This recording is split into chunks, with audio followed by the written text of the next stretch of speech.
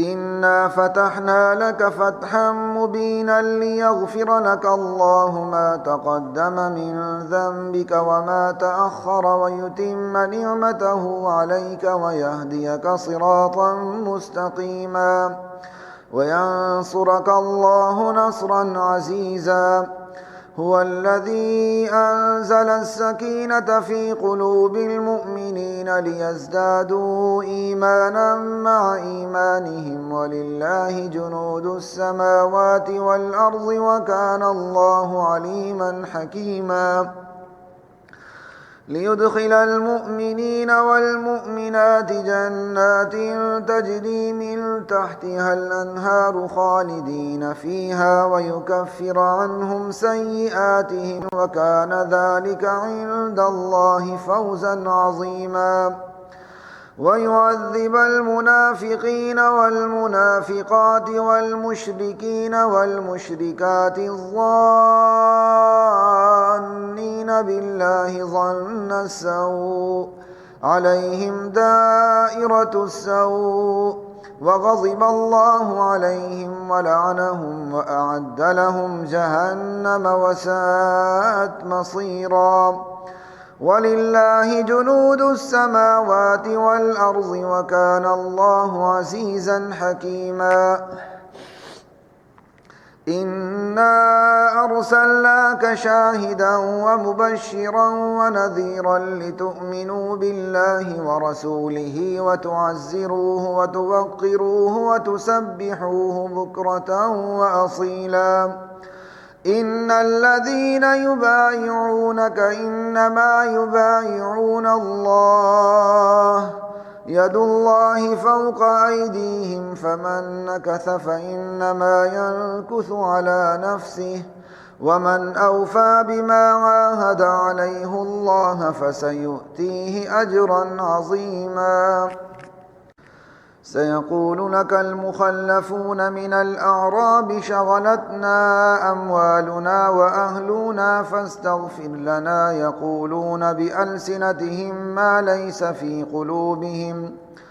قل فمن يملك لكم من الله شيئا إن أراد بكم ضرا أو أراد بكم نفعا بل كان الله بما تعملون خبيرا. بل ظننتم أن لن ينقلب الرسول والمؤمنون إلى أهليهم أبدا وزين ذلك في قلوبكم وظننتم ظن السوء وكنتم قوما بورا. ومن لم يؤمن بالله ورسوله فإنا أعتدنا للكافرين سعيرا. ولله ملك السماوات والأرض يغفر لمن يشاء ويعذب من يشاء وكان الله غفورا رحيما. سيقول المخلفون إذا انطلقتم إلى مغانم لتأخذوها ذرونا نتبعكم يريدون أن يبدلوا كلام الله قل لن تتبعونا كذلكم قال الله من قبل فسيقولون بل تحسدوننا بل كانوا لا يفقهون إلا قليلا. قل للمخلفين من الأعراب ستدعون إلى قوم أولي بأس شديد تقاتلونهم أو يسلمون فإن تطيعوا يؤتكم الله أجرا حسنا وإن تتولوا كما توليتم من قبل يعذبكم عذابا أليما. ليس على الأعمى حرج ولا على الأعرج حرج ولا على المريض حرج ومن يطع الله ورسوله يدخله جنات تجري من تحتها الأنهار ومن يتولى يعذبه عذابا أليما. لقد رضي الله عن المؤمنين إذ يبايعونك تحت الشجرة فعلم ما في قلوبهم فأنزل السكينة عليهم وأثابهم فتحا قريبا. ومغانم كثيرة